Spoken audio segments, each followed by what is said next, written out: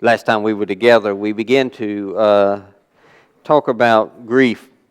We were dealing with a series of messages simply entitled Baggage, and there's things that we carry around in our life that we just seem like we wrestle with for so much. No matter how hard we try to put it down, no matter how hard we try to get out from underneath it, it seems like everywhere we go, we carry it with us. We'll try to unpack a little bit, but along the way, we pick it right back up. I don't know how you feel about things like that, but I struggle with it myself. Last time we were together, we talked about Naomi from the book of Ruth. Naomi was struggling with some baggage of her own, wasn't she? She dealt with this issue of grief that, rightfully so, she had every right to go through grief. But I think what she did is she took it to the dark place. Many times the baggage we have in our life and those struggles we have, we can either deal with them because we all deal with them, or we can take them to that dark place. And that's what Naomi did. She really struggled with her baggage of her grief. And I gave you 4 things that I mentioned that she dealt with. Now, we can number things as much as we want to, and maybe for you it comes in, you could rearrange the order in which they happen. Number 1 could be number 4 for you, or whatever the case may be. But we talked about how as these things develop in our life, they often feed something else. You see, Naomi, as I told you, she began in her struggle, she pushed people away to begin with. She tells Ruth and Orpah, her other daughter-in-law, who we obviously goes back home. We don't hear much about her after they go back to Bethlehem. But she tells them just to leave, to go back to their own family, their own way of life, their own gods. Even forsake my God. Just go back to your gods. Just leave me. And she tells them, I want to wallow in my own self-pity, my own loneliness, my own struggles. I just want to hurt, and I don't want to have any healing in my life. Then she develops what I would call a martyr complex. A lot of people do that, don't they? She feels and acts like she's the only person who has ever dealt with whatever it is that she's going through in her life. After all, I mean, it hurts so bad, nobody else could ever have known what this really felt like. And so she feels like her pain is worse than anyone else's in the entire world. No one has ever hurt like she has, and nobody will ever hurt like she has. And she's the only one that's ever dealt with it. And then we find out that as a result of that, she becomes very bitter. As a matter of fact, she becomes so bitter over it that she wants to change her name from Naomi, which means pleasant, to Mara, which means bitter. Not only does she want to say, I want to carry around this bitterness, but every time that I hear somebody call my name, I want them to remind me of how I feel. And not only do I want to be reminded, I want them to be reminded of what I'm going through. And then she takes it to that dark place. She says, not only that, it's God's fault.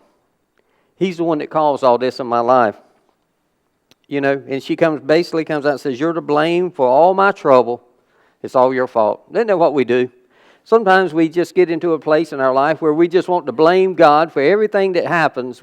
After all, if we were a 5-point Calvinist, we follow every petal of the tulip, we could say, well, God creates everything. Everything good that happens, God does, and everything bad that happens, God does. And you remember I used Andy several weeks ago in a message where we talked about how bad things can happen and God creates some for good and some for bad. And so I mentioned about how Andy said, well, bless your heart, Andy, you're just going to be kindling. Sooner or later you're going to burn because you're just going to do all the bad stuff in life. And I think sometimes we feel that way. But I wonder how often do we blame God for the choices we make, and how often do we take credit for the blessings that He gives? You see, that's where we wrestle with the things that happen in life. Well, needless to say, Naomi's had a little bit of time since the last time we were together. I don't want you to think we left her in that dark place. She would never come out of it. But we do have to understand, after she's had this time, she wants to spread her bitterness into the lives of everyone she comes in contact with. She's not this pleasant person, but there's something about to change. And so she begins to make some good choices. She steps into the right direction instead of keep going in the wrong direction. I gave you a little handout this week because a couple people said, it'd be good if you could kind of let us know some of these scriptures that you're using and things like that. You'll quote some, you'll read some and things. And so we're trying to follow along with the overhead, but there's a little handout in your bulletin today. If you want to follow along, you can. There's a little section on the bottom where you can write your own personal notes and reflections of things you're dealing with. And they're a little fill in the blank, and it's not going to be difficult for you. But if you choose to use it, fine. If you choose not to, that's fine as well. But the first thing we need to understand, if we're going to be able to overcome this baggage of grief in our life, is that we need to be able to invite people into our life. What did Naomi do? She pushed everybody away. You see, anytime you're going in a certain direction, you can't keep doing the same thing the same way and expect a different result. We have to turn around. And so we need to be able to invite people into our life. Here's what the scriptures will say in Ruth chapter 2. Verses 1 and 2. Now Naomi had a relative on her husband's side from the clan of Elimelech, a man of standing whose name was Boaz. And Ruth the Moabitess said to Naomi, "Let me go to the fields and pick up the leftover grain behind anyone whose eyes I found favor." Naomi said to her, "Go ahead, my daughter." There's a change in the way she's beginning to think already, isn't it? So now before she was sending Ruth away. Now she's calling her daughter. We begin to see some differences. She's opening up her life a little bit. Now, why is there such a change, we would have to ask, in Naomi? I mean, we're not really told what happened between these chapters that we read last week and this one now, but I'd really like to know a little bit about it, really. I mean, what was it that came about, this change in her life? I'd like to be able to bottle it up, really, and pass it out to a few people I personally know.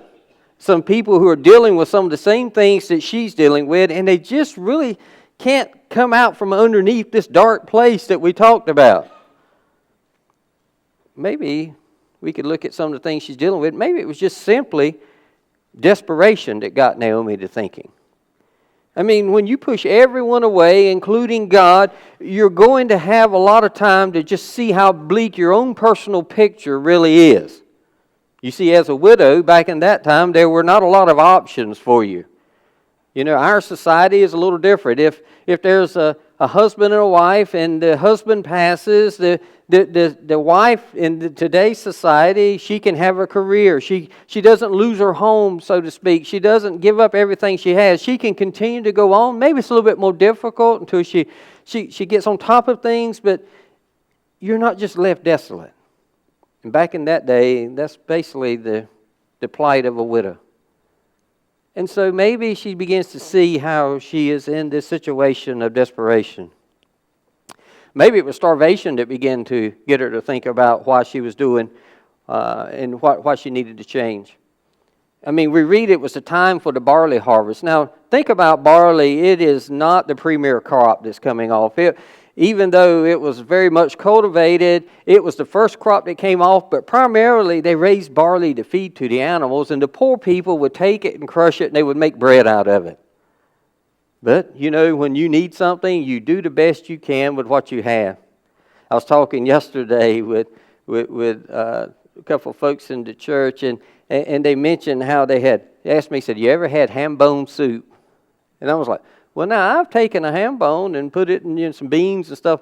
And they said, "No, just take the bone and you put some potatoes and some onions and some tomatoes and stuff. And, then you take the bone out and you try to cook that bone a little bit, let them little fragments of meat where it's tender enough to fall off." I said, "Well, that sounds pretty good." But a lot of times, what do? We cut the choice meat off and we throw away everything that's left, it seems. Those people were the type where they probably ate a lot of ham bone soup. They used the things that were available to them, and they tried to make the best out of it. And so maybe starvation was something that was causing her to really rethink her position. Maybe it was loneliness. After you've sent everybody away, you don't want anyone around, what happens?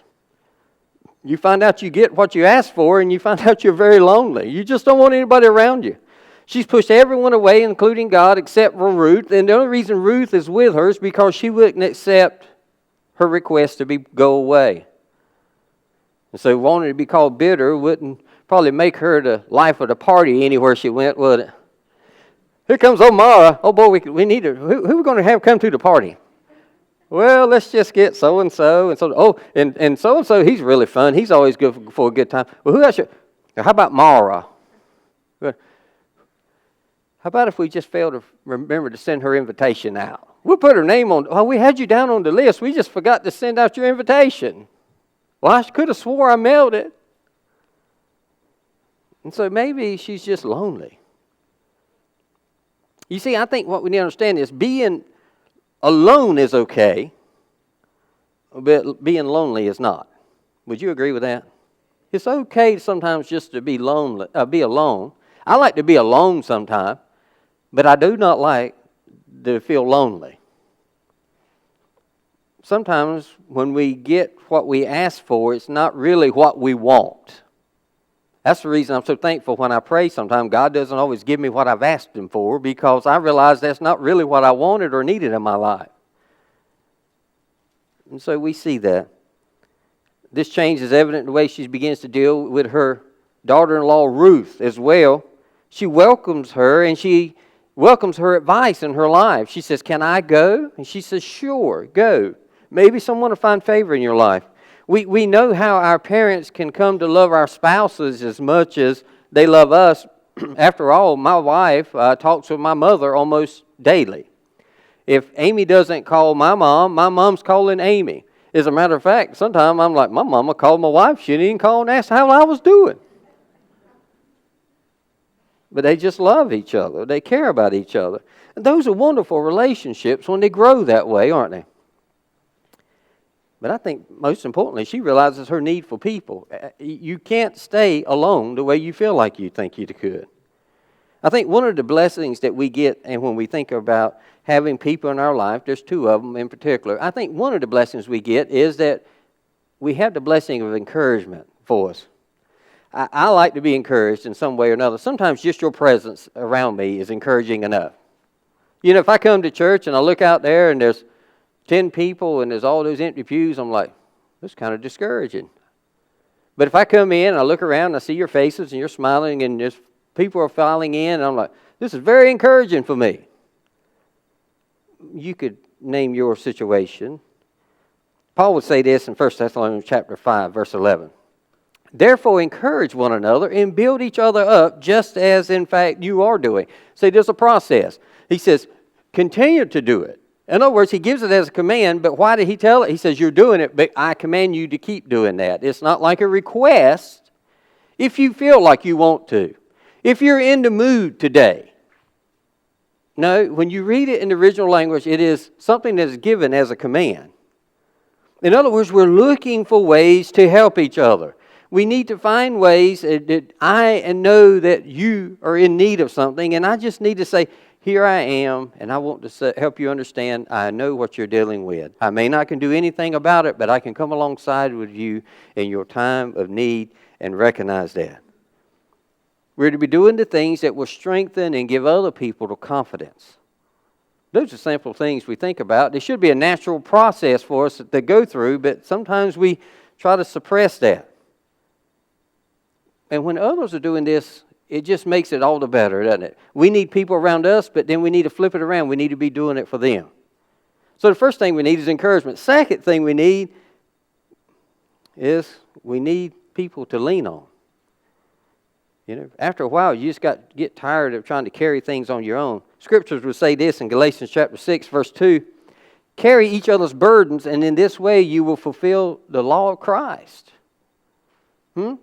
I didn't know I was supposed to do that. I didn't know it was a law. I had to do that. But he says because of the Spirit of love and the law of Christ that lives in us, we need to be able to build up and encourage and strengthen one another and carry the burdens of life that they're dealing with. Now, we're talking about Naomi and her grief here. I realize that, but there are many burdens that fit in this category. I can think about some, as we've already mentioned today, as we've heard about people dealing with sickness, or we look over and we see a memorial area for a person we've lost because there's been someone who has passed away. There are people who are facing surgery. There's relationship changes. There's disasters that happen in the world we live in. The list could just go on and on and on. But when our brothers and sisters come to us and they help us in some way, and puts their hands on the handle of the things that we are straining against, it makes it so much easier to get through it, doesn't it? And so I'd ask you to invite people into your life. Secondly, I would ask you to invest in the living. Now, when you're dealing with grief, it's hard not to dwell on those you've lost. And sometimes we get to focusing so much on that we fail to remember there are those in our lives around us that need us, and they are really, really needing us in their life. A little personal story. If any of you know anything about us, and some of you don't know enough to get to know us well enough yet, Amy had a brother we lost the year before Kelsey was born. It was the year after we were married. And he was in the Army. He was stationed in Fort Riley, Kansas. And he was traveling back. He had come home from Iraq. My mother-in-law worried herself, frantic over something happened to him in combat. And he was a tank operator after all, and their life expectancy was less than 30 seconds in full combat, you can imagine. So she's like, why would he ever get into a field such as that? But you would have to have known Joey to understand why he would have wanted to be in tanks. And so he goes through his entire, operation and through Desert Shield, Desert Storm. He comes home. He's excited. He's met this young lady out in Kansas, and they are going to get married. And he's asked her to marry her. They've already picked out a ring. They were waiting. It had to be custom fit and these kind of things. And so before they deployed him, they sent him, made him get all his affairs in order, just in case. After all, you're a tank operator. You may not survive this conflict. And so a lot of his possessions were brought home. And so he brought his vehicles home and his motorcycle and a lot of his personal belongings. And he wanted his pickup truck. It had been parked at my mother-in-law's house in Jacksonville, in father-in-law. And he come home. He flew in as a surprise.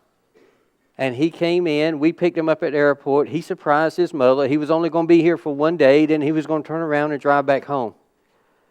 Well, he fell asleep at the wheel. It's a 22-hour drive. And he hit a bridge girder and subsequently broke his neck, and we lost him. Now, it sounds tragic, and it really was. I mean, it was devastating to our family. I remember when we got the call because they hadn't heard nothing from him, and we were lying in bed, and we get up, and the phone rings, and I just hear Amy just scream out. And I knew something was bad. And what could I do? And so I'm trying to help her get through this situation, and we go to the house, and we have the whole experience of dealing with the tragic loss, and we go through the funeral, and as time goes on, my mother-in-law was really having a difficult time. After all, that was her child. I mean, she's lost her firstborn. That was her baby. And you can imagine how she's feeling.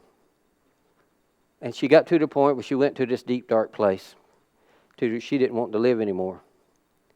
And as a result, my wife would try to encourage her. Well, Mom, we all need you, and we love you, and we need you. And she was in this place of, I don't want to live anymore. I just want to be let go. I don't care about nothing else. And Amy says, well, we need you, Mom. We love you. And she said, I just want to go to heaven and be with Joey.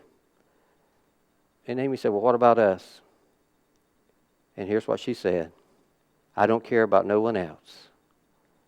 I just want to go be with him. How could you imagine the living feel when we make such statements? That's the pain we deal with when we fail to remember that we need to be also, though we deal with our grief and we deal with our loss, that we also have to continually be able to invest in the living because things continue to go on. Look with me again as we think about Ruth's situation, or Naomi's situation in Ruth chapter 1. I mean, Naomi seems to be living in the past as well. It says this in Ruth chapter 1, verses 1 through 4. In the days when the judges ruled, there was a famine in the land. And a man from Bethlehem in Judah, together with his wife and 2 sons, went to live for a while in the country of Moab. Not the best place to live. The man's name was Elimelech. His wife's name Naomi, and the names of his 2 sons were Mahlon and Chilion. They were Ephrathites from Bethlehem, Judah. He says, and they went to Moab and lived there. Now Elimelech, Naomi's husband, died, and she was left with her 2 sons. They married Moabite women, and one named Orpah, the other Ruth, and they had lived there about 10 years. This wasn't a short-term famine. It wasn't a short time like we just showed up in town with somebody. Hey, Mom, hey, Dad, we want to get married. Naomi and Elimelech are living the good life, it sounds like, right? No. Why are they there? They're there because there's a famine. Things are bad. I mean, it's a harsh time. It's not a good situation. Then Elimelech dies, and at least she has her sons. We're thinking, well, things are still pretty good. Well, then they marry these Moabite women, which God had already forbid His people to marry into and intermarry with other people, but they're doing it. And then, for whatever reason, both their sons die. And we talked about that last time together. We don't know why. And these women they're not really in that great of shape, after all, when it's all done and said. So what do we do? But those seem to be the good old days that Naomi is holding on to. You notice that? The bad times in which she was dealing with, that seemed to be the good old days. I think God does design us to maybe remember the good things and forget the bad ones in a way.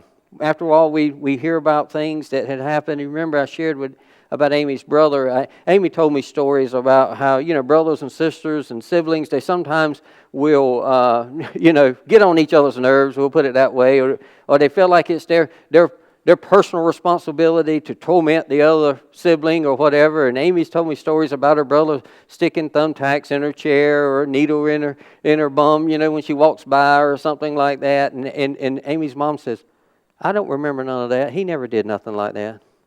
Or Amy would say, I remember when I wouldn't do what he asked me to do, like go make his lunch or do something for him. He was a year older, and he'd ask her, go make me a peanut butter and jelly sandwich or something like that. And he wouldn't do it, and she would get it. He said he would get a pillow and sit on her face until she'd, okay. And she would tell her mom, and her mom said she never remembers nothing of that. You see, sometimes we only remember the good things we want to hang on to, don't we? I bet Naomi thought that about all those good years, not so much about the hard ones, really, but maybe that was the problem. She didn't keep life in perspective. A funeral director and a preacher were talking one day, and they were just mentioning about different things. And the preacher was talking about how he was encouraging people, and he tried to help them get to have a personal relationship with Jesus. He wanted them to know what eternity was really about, since they were kind of talking along the same lines of people when they ended their life, what's going to happen. And the funeral director kind of summed up what his life was about. They got talking about the cost of the funeral, and headstones and caskets and vaults and services and various things like that. The funeral director finally summed it up like this. He said, basically, I guess it's my job to convince people to invest money in the dead. And it seems like to be the case, isn't it? If you ever heard about the Taj Mahal, you probably think about it. It's probably the most famous landmark in India. It's beautiful. It's made out of white marble, inlaid stones, gold. It boasts fine craftsmanship from all around the world. It took 20,000 workers and about 10,000 elephants 12 years to build it. It cost millions of dollars even at that time to do all the work, because the materials were imported from all over India and Asia. It was actually built for the Shah's third wife. I think her name was Mumtaz Mahal, but she never saw it because it was intended to be her tomb, in which it still is today. James Cleveland once sang a song, said this, he says, give me my flowers now. He says, give me my flowers while I yet live, so that I can see the beauty that they bring.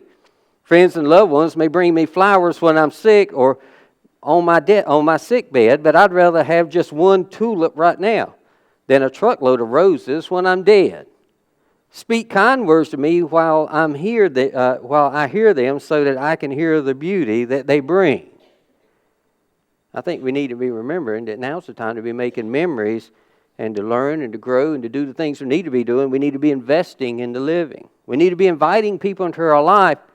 But finally, I want you to understand today that we also need to focus on impacting the future, as we mentioned in our little offertory reflection thought. Here's what Scripture says in Ruth chapter 4, verse 14 through 16. The women said to Naomi, "Praise be to the Lord, who this day has not left you without a kinsman redeemer. May he become famous throughout Israel. He will renew your life and sustain you in your old age. For your daughter-in-law, who loves you," listen to this, "and is better to you than 7 sons, has given him birth." Then Naomi took the child, laid him on her lap, and cared for him. Now, who's this child? This is a man, I don't think you ever hear anybody name this either anymore. His name is Obed. And if you think about him, he's just this little old kid. But for whatever reason, in his birth, he has made old bitter become pleasant again. She's excited. She's got this grandchild through this surrogate daughter that she has named Ruth. But he was just a baby. But there was something different about him.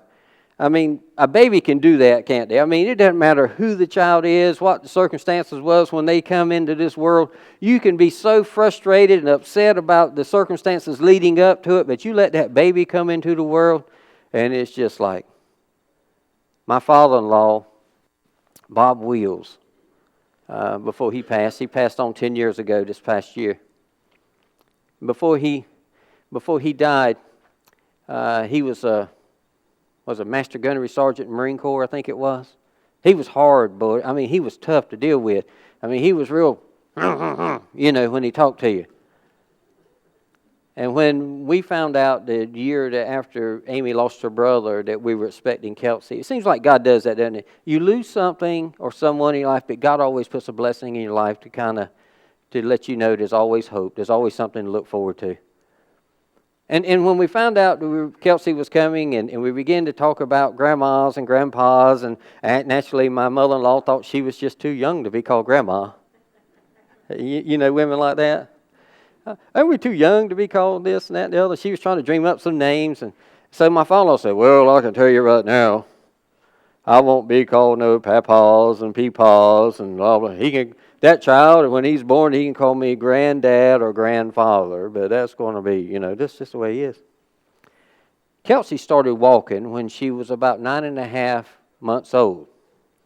At that age, she begins, little kids, they're beginning to say words like mama, dada. I mean, it's little short words, I mean, it's not much. And so we're saying, "You want to go see?" He did finally say she could call him grandpa after she was asking, "Well, I reckon she can call me grandpa." And Kelsey's toddling around, probably about 9.5 or 10 months old, and she walks up to this big burly man. And she's just going, he said, "Come to Grandpa." So she comes to, "Papa?" He said, "Oh, you come to Papa." It is amazing how that kind of thing can happen, isn't it?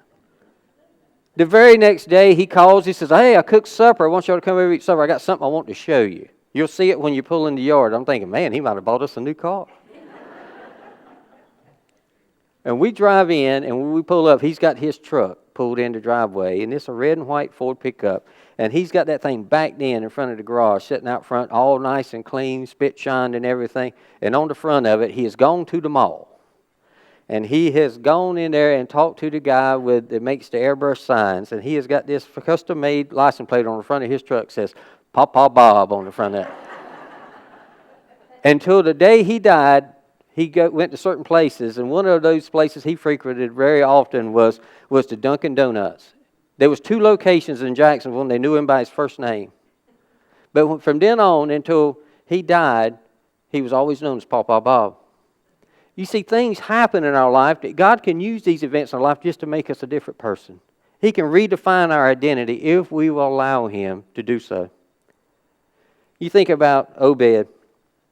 We may not know much about him, but if you were to look into Matthew chapter 1, verses 5 through 6, you read this little passage of Scripture. Simon was the father of Boaz, whose mother was Rahab. That's not a most popular woman in the Old Testament, was she? She was a prostitute. Boaz was the father of Obed, whose mother was Ruth. Obed was the father of Jesse, and Jesse was the father of King David. You see, that Rahab is the person we're thinking about. But did you know that Naomi and Ruth and Boaz and the rest had something to do with raising King David along the way? And as a result of that, Jesus is in direct line and heritage and lineage of David himself. You see how God can use all these events to take place in our life. If we would just open up ourselves, she could have completely shut God out. Naomi could and said, I never want to have anything else to do with you. I am done with you. But instead, God uses this woman to help bring about the Savior of the world as well. You never know what God's going to do with you. Never shut Him off. Always be willing to focus on what God can do with you in your future. Paul wrote this in 2 Timothy chapter 1, verse 5. I have been reminded of your sincere faith, which first lived in your grandmother Lois and is in your mother Eunice, and I am persuaded now lives in you also. When you push God away, that faith can't be spread, can it? Let me ask you, are we passing on our faith to our children and our grandchildren? And are we simply wallowing in what's taken place in our past that we can't get beyond that?